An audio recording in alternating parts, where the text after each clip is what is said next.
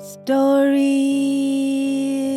are the lingering warmth of childhood adventures. My name is Osadumebi, and every week I will tell you a short story written by a Nigerian writer or author. That's the long and short of it. So without much ado, this week's story is by Treasure Okure, and it's titled The Backyard of My House.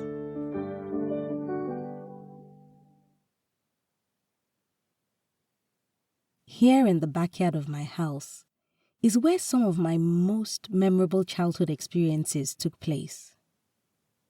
In that corner, behind the oak tree, is where I and my neighbor tried to dig a hole on the ground to link us to China. May was her name.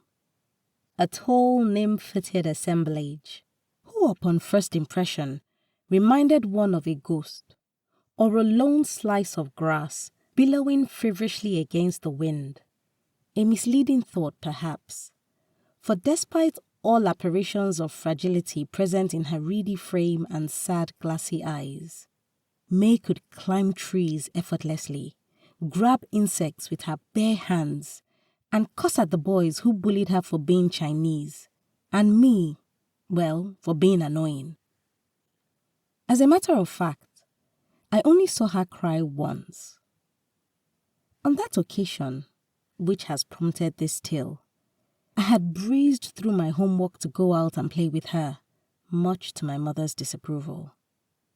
My mother, an accountant in a firm downtown, had broken the ceiling as the first black woman in her office.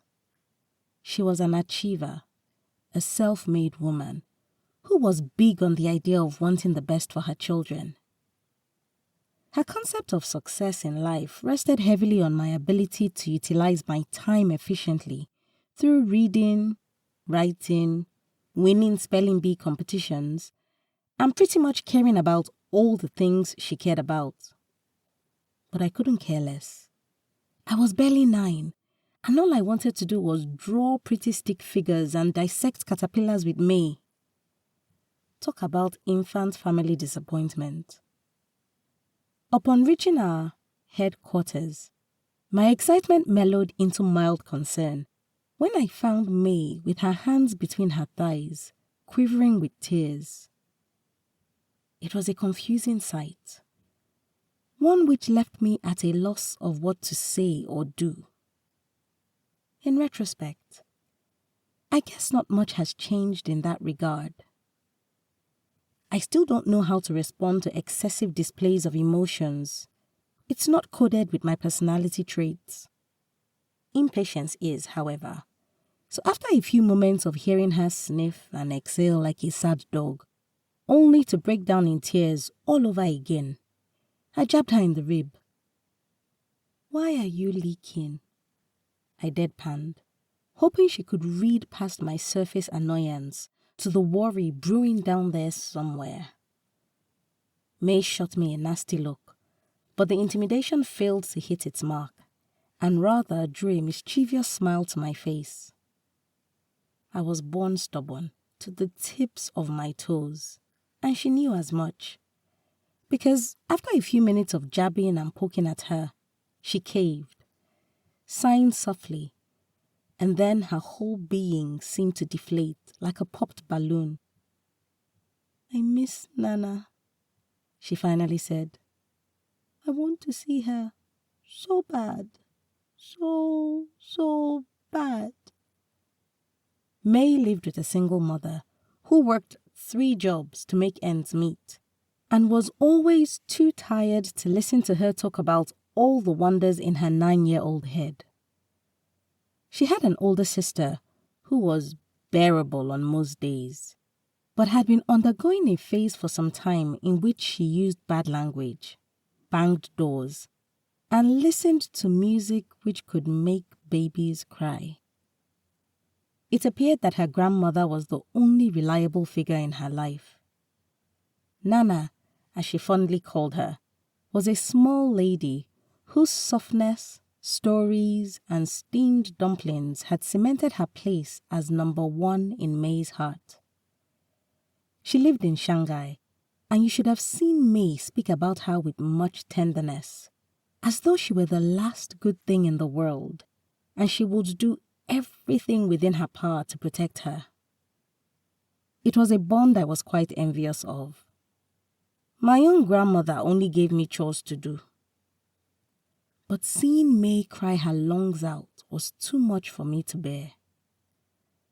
And so that afternoon, as the autumn leaves danced in the wind, we decided, May and I, to dig a hole in my backyard, linking her grandmother's apartment in Shanghai to my little suburban house in Texas, because it was the safest place.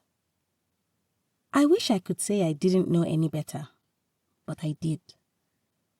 I knew plastic shovels and sandcastle buckets were useless for the kind of work we had cut out for ourselves. But the happiness on May's face was all the fuel I needed to keep pushing. I humored her efforts for 2 weeks, more out of necessity than faith. After all, she was the only girl our age I could stand being with for more than an hour, and I wasn't going to pilfer our precious friendship over meaningless things like geography. At the close of the second week, she seemed to finally understand how futile our actions were, because one day she dumped the bucket and told me to stop digging. "If we get to the Atlantic, what do you think would happen? We would drown," she said, like that was our only problem. I didn't think much about it then, as we crawled out from the ground like worms with tired, mud-stained bodies. But looking back, a part of me is inclined to believe she must have found what she had been looking for. Maybe all she needed was somebody who could look outside themselves and see her standing there without looking away. Maybe in a quest to find her grandmother, she found me. And so we moved on to greater things, much to my delight, chasing butterflies, stealing cookies, and shooting pebbles at passers-by from our tree. Until adolescence happened, and then different schools and neighborhoods, and later college and New York, marriage and kids. The last time I heard from her, she was learning fashion design somewhere in Argentina, engaged to a man who smoked 3 cigars a day. Nana was still alive, still as delightful, though she sometimes struggled to see past the frame of her bed. Our correspondences grew less frequent as the years elapsed. I never said this to anyone, but I guess those were the happiest days of my life.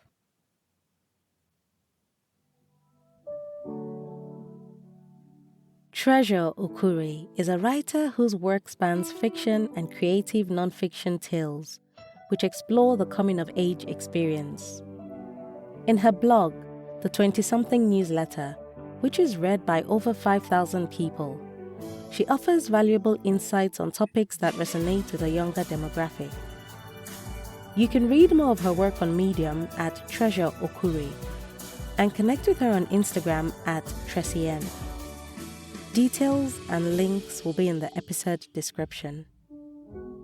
If you've got a story you would like to be featured on this podcast, or a published book you want to make into an audiobook, send an email to info@osadmebi.com or send me a message at osadmebi on either Facebook, Instagram, LinkedIn, or X, formerly Twitter.